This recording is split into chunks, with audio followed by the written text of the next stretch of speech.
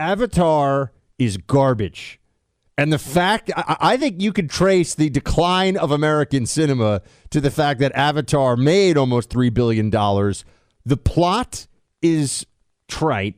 The dialogue is moronic. The politics are annoying. And there's just nothing. I don't know, man. I hate Avatar. I don't know what to tell you. I'm definitely not going to see this one, but I am trying. I think that no person of good taste should go see the sequel because the first one was it's like a ripoff of Fern Gully, Dances with Wolves, and the Pocahontas movie all at the same time.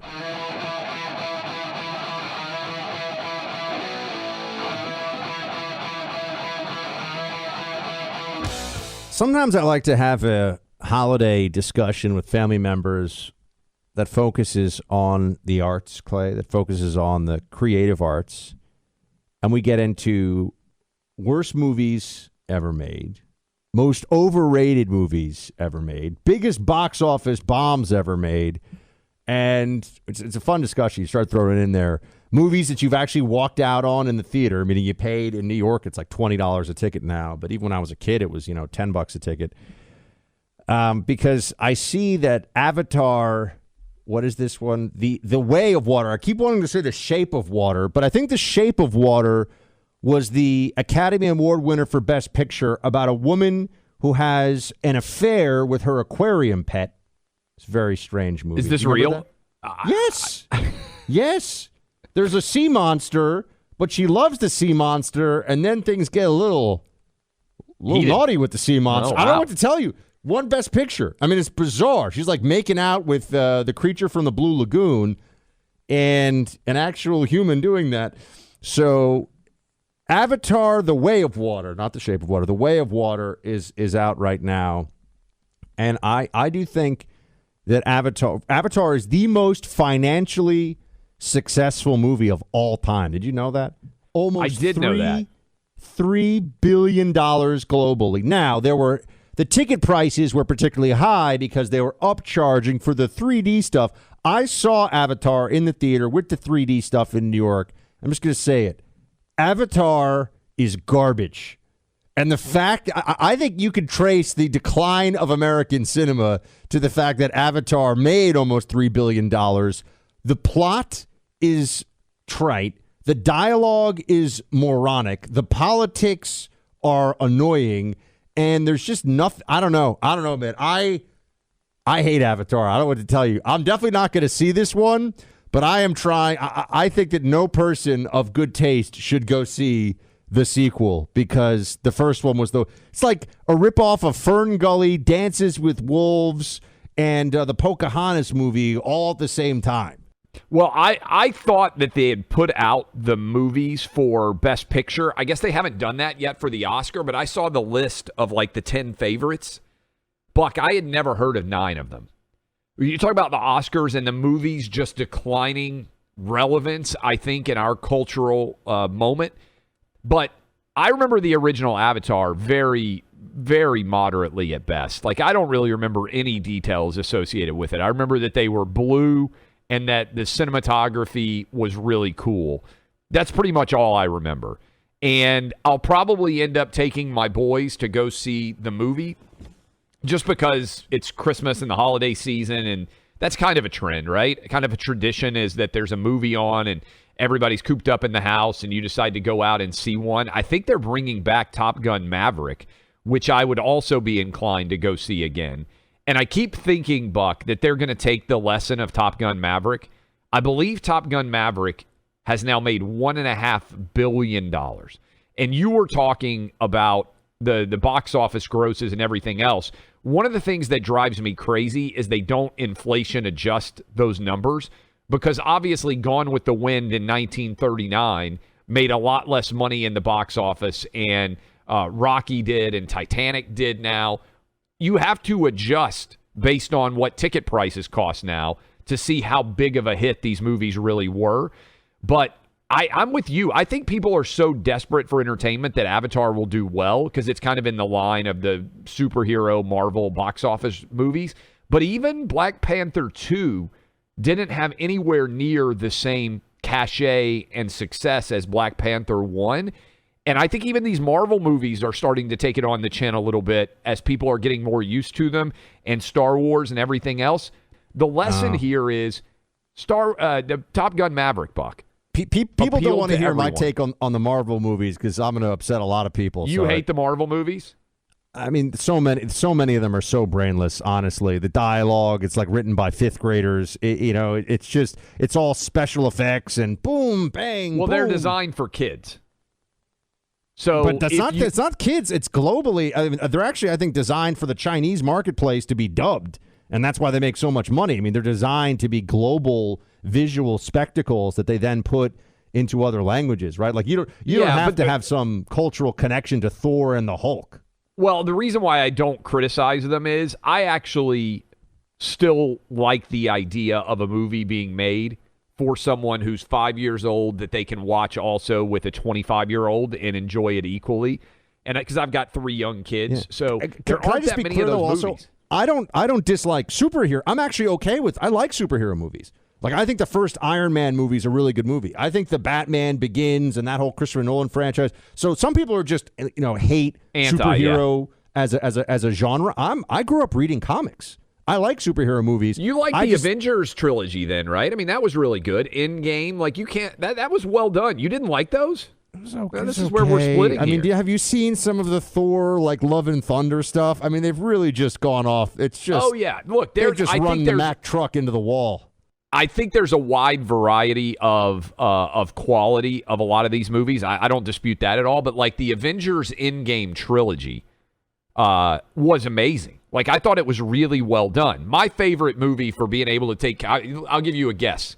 This movie came out in the early 2000s, I believe, and I loved it for being able to take as many different ages as possible. They've made many sequels of it since, but the original I loved. Pirates. I'll just give it to you. Pirates of the Caribbean. Loved it. Yeah. The first Pirates of the Caribbean. Pirates of the Caribbean is clever and has some. It's very well produced. I mean, I'm not hating on that one. I just think that I've seen some of these Marvel, multiverse movies or whatever, and it's just more and more aliens running through buildings and blowing them up and lasers everywhere, and you're like, what is even happening here? Like this. Well, the reason why I love Top Gun Maverick so much, Buck, was it took me back to our childhood, although you're much younger than me. It took me back to our childhood. You're a millennial, I'm a Gen X. But it took me back to the 80s and 90s when it felt like almost every movie was made for a broad audience. And that doesn't mean that it was perfect, but Top Gun Maverick was like being in 1986 or 1992 all over again. So can I'll tell you this. I think that what we've seen is that it became the primary focus of anyone seeking to make a movie went from what will be the biggest impact for audience. I mean, what to your point, what will get the most butts in seats in movie theaters? That was a huge consideration in the major studios. Now, for the people greenlighting movies, it's what will get me praise from my peers that run this studio and other studios, and so I get invited to fancy cocktail parties in Malibu. And that's why they greenlight certain movies now. It's very clear to me based on the content that they're producing. I think that's true. I also think streaming factors in here, Buck. And I think there is something to trying to define a niche as opposed to trying to hit a mass market, if that makes any sense. And so if you are, 16 years old and you have an interest in, I don't know, like the werewolves, like there's a movie made for you, and that might be a bad example because the Twilight movies did really well. I never watched them. Mike Leach, who died recently, had a great take on that, the Mississippi State former head coach.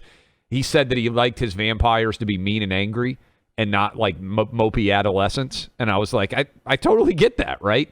But so I feel like the intent of making a mass success story is changed in streaming where the intent is not the same thing, if that makes sense. and I think it's a subtle shift, but I think it's a pretty substantial one. There just aren't very many movies made like Top Gun Maverick anymore. And I think, in fact, that it is unapologetically pro-America and just a feel-good movie that you could take your kids to was pretty fantastic. Not the best movie, but movie watching experience, either when you were a kid or with your family as a dad.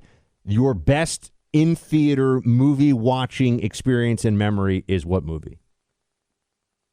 For when I was a kid, Return of the Jedi. In the movie theater, I remember going to see it and just being blown away. What about you? What movie did you go to and just think? I remember my parents taking the whole family to see Jurassic Park, the original, when I was in the 3rd grade. That was amazing. Yeah, that was really good. It's a good question. Let me think on it. I'll give you an answer for the best family going to the movie experience that we have had, where everybody enjoyed it and left and was like, that's a great feeling when you're the dad and you leave the theater and your kids, your boys or your girls are jumping around like in a great mood. You can't stop talking about how awesome it was. And hopefully also simultaneously you enjoyed it. We take all the 3 boys. My wife and I still really like the movies, so we take the whole family to movies fairly frequently if we can. And that's why the Marvel movies to me have some appeal, because it's just something we can go do as a full family. Let me think on the best reaction coming out of one of those movies. But for me as a kid, it was Return of the Jedi beyond a shadow of a doubt. I still remember how awesome that movie was. Also, the other one, not going to surprise you, Indiana Jones and the Temple of Doom. I think that, when they leave the movies on for the whole summer, Buck, I think every single family member I had took me to go see Indiana Jones and the Temple of Doom as like a 7 or 8 year old. Like my cousins took me, and then my grandparents took me, and my aunts and uncles took me. Everybody. You see, they're saying that the new Indiana Jones is going to be all about having a woman lead, and she's the new Indiana Jones. It's like Ghostbusters. I hope not. They're going to ruin it, Clay. They're going to just. You're going to have to hold me as I cry, because they're going to ruin Indiana Jones just like they ruined Ghostbusters. They did bring back Ghostbusters Resurrection, which was better, but the all-female Ghostbusters was an unmitigated disaster. There's no other way to describe it. I think the most fun my kids have had leaving a movie, and this also ties in with how excited they were to go see it, was the Avengers Endgame. That's all 3 of them. The first, The Force Awakens, was that what it was called? The first Star Wars movie would be the one that my 2 oldest were excited for, but we didn't have the 3rd boy there yet. So I'll go Avengers Endgame for all 3. The first Star Wars that they made when Star Wars came back would have been the one that they were huge, my kids, Star Wars kids, like to dress up, like to have fun with it. So they were super excited to go in the theater and see that first Star Wars movie return. I remember being super excited to go see the Tim Burton Batman movie. Do you remember that? The first one? Oh, yeah, 1989, with I think. Michael Keaton and Jack Nicholson.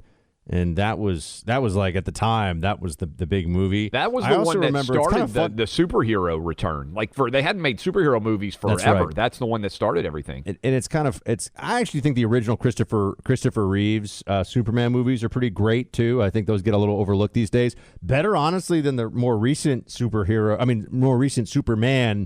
efforts. Some of the recent isn't Ben Affleck a Superman in one of the movies? Yeah, the DC Comics superhero movies have bombed. Batman versus Superman. Yeah, it was bad. It was a bad movie. It was a bad movie.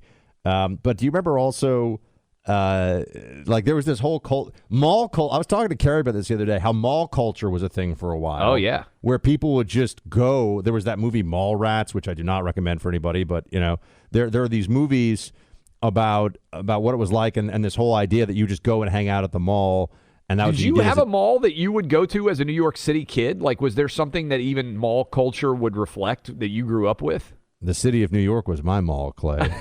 No, not really. We didn't. I used to go visit my relatives in Charlottesville down in Virginia, and we were always, my siblings and I were so excited to go to the mall because I there were all worked these in stores. Malls. That's where my starting jobs were. So, like, that whole mall culture, people forget about how big that was. And also just this notion of, I always thought that going on a date to a movie was I still think, by the way, that movie as a date is not really a good idea, because you sit there in silence and it's not really not an effective usage of time.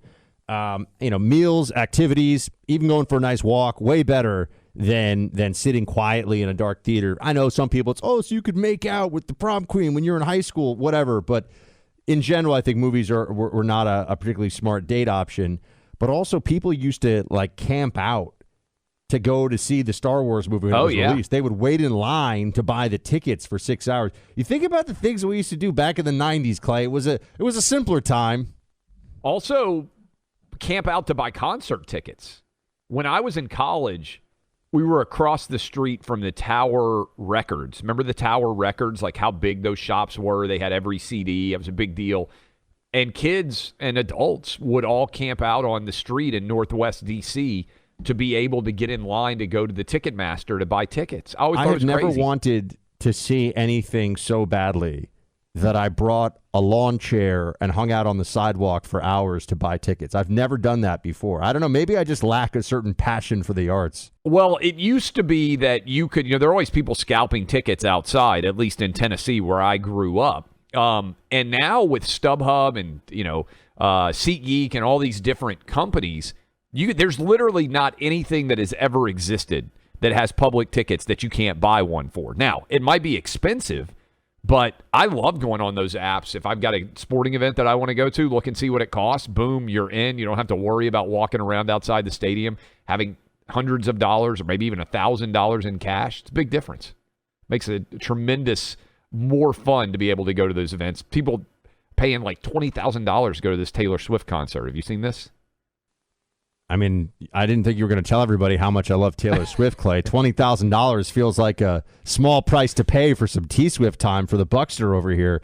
Just kidding. $20,000 to go to a concert. I don't even know what her music really is. I think I can think of 2 songs, but her politics also, Clay, not good. I like her, but she's awful.